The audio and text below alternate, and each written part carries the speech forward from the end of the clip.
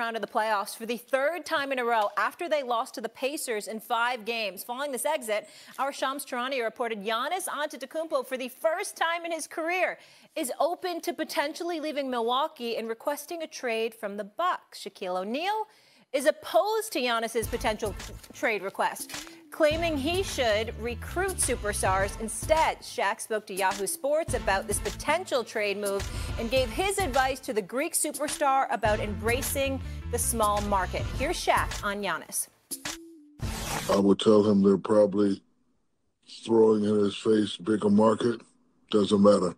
Social media is the market now. You go to L.A., that's 50% of your contract goes to Texas. More pressure, more articles, and more stress. You know, when I was coming up, it was small market, you're too small, you probably need to go to a big market. I took advantage of that, but now every market is the same. And not only that, he's making a supermax, so, I mean, what do you need a big market for? Interesting take right there. Social media is certainly changing the game. S.A., how do you feel about that? Do you feel like market size matters for NBA stars in today's game? It matters to certain stars, no question about it. Not every star. Certain stars are transcendent. Shaq was a transcendent superstar. Giannis is transcendent. Kobe was transcendent. LeBron, Steph Curry, transcendent. Jalen Brunson, not so much. As phenomenal and great as Jalen Brunson has been over the last 3 years in New York, there is no doubt that he would not be as appreciated and as conspicuous in the mind's eye of basketball fans everywhere had it not been for him being in the New York market. I think if he was in a smaller market doing the same thing, I don't think the allure attached to Jalen Brunson would exist there. What I will say and what I want to say is that although Shaq is right, he's not wrong. I'm very, very disappointed to hear that from him. And I'm going to tell you why. The big market, when he alluded to, and he was 1,000% correct, the pressure that comes with the New York market, that comes with an LA market, how the fan base is different, the tradition matters, the expectations, etc. Boston, to a lesser degree, Chicago, particularly once after Jordan arrived, all of this other stuff. When he mentioned that, that's one of the criterias some of the great ones look to point to themselves and what they did, the market that they did it in, Jay and Eminem, the microscopic eye that was placed upon them, the pressures that came with it. So in other words, when you're analyzing and evaluating their greatness, their accomplishments, they'll tell you, don't forget what I was dealing with. Don't forget the environment, the work environment I had to come to every day and the pressure that was brought to bear. They will bring that up. Shaq was one of those people. It wasn't just about him doing what he did in Orlando before and then L.A. It was the expectations. It was having to be in the L.A. market. It was knowing that Kareem had won a chip there, that Wilt had won a chip there, that Mike had won a championship for the franchise, and he knew he had to do it too. That was a part of it. Now, he had to do it no matter where he was, and I understand that. But it elevated once he got to Los Angeles. And so my attitude is that why ignore that now? Because that convolutes the argument. That's what people will lean on to say, see, that's not real necessary, whatever. But y'all are ones in our ear telling us, yo, man, we had to deal with it. Why should they get away with having to deal with it? And that's what I'm saying. Yeah. Monica? So the part of this soundbite that caught my attention was the social media comp, only because, Jay, I just had this conversation with some guys about the power of social media in this day and age. And believe it or not, the conversation mostly was that social media does not have the ability to trump traditional media, in which, extension to this conversation, traditional media in bigger markets is loud, has the opportunity to I shouldn't say make or break, but contribute greatly to success and positive perception, and obviously be able to contribute the other way, right? So, but the point about that in that conversation was social media is still so new age, and there's still such a strong fan base that relies on what comes from the traditional senses of media, and obviously those media places are louder and more present in bigger markets. So to me, I do still think that market size makes a big difference. Now, as you said, S.A., I agree, maybe not for every player, but the idea that that has just been blanketed and erased because of the power of social media, to me, is inaccurate. So to add on to what you both said, because I think you guys are both correct, And Stephen A., you talked about the difference between transcendent players internationally as opposed to a player like Jalen Brunson, who is a prolific, great player in the NBA, a superstar in the NBA, but being in the right market can help him and his brand exponentially, right?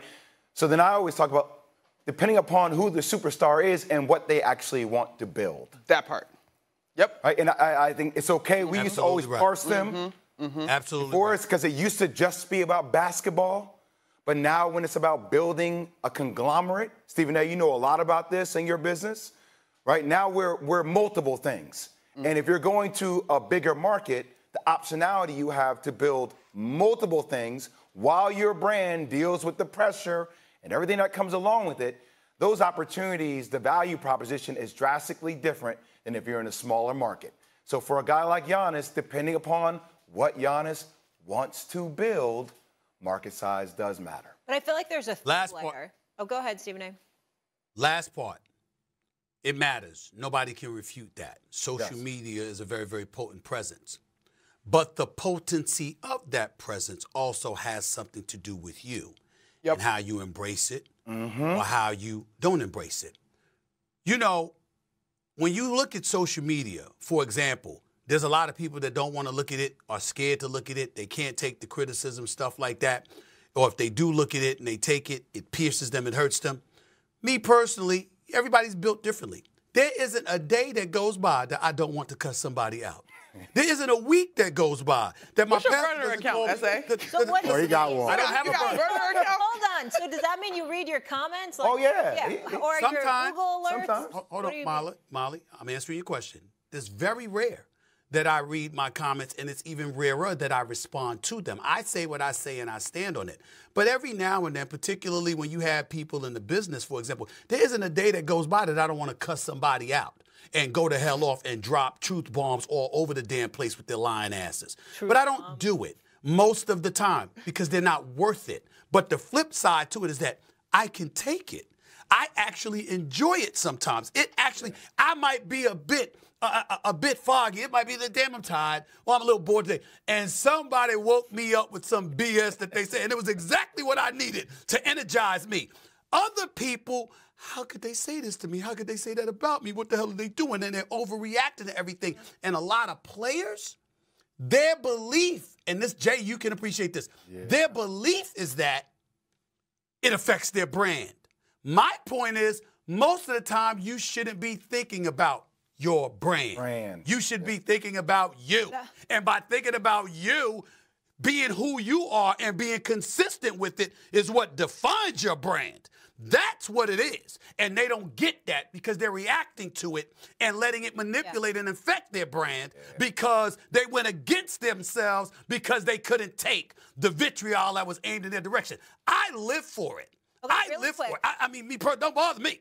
Yeah, but other you're- people are you're- paid differently. You're a different breed. But real quick, just back to the Giannis subject, because I thought it was really interesting what you said. And Shaq's argument, social media, traditional media. And then there's also just going to a team where you win rings. Yeah. Even if it's not a big market. So I feel like there's three layers. Like, are you going to a San Antonio because you feel like you could win a That's a good ring? point. Or are you going to LA because it's LA? Like, there's really three components, I feel like. to Business make that decision. opportunities. Obviously, you Business want opportunities. all three, All but you three. can't Social always media get, feeds you can't your always business get stuff. all three. Yeah. So it's And dual. To get 2 out of 3. Earlier, It's too, dual. today, and Jay, you were there for this, our teammate, shout out to Greeny, he made the point, SA, and I'm just curious, throw this out in this conversation.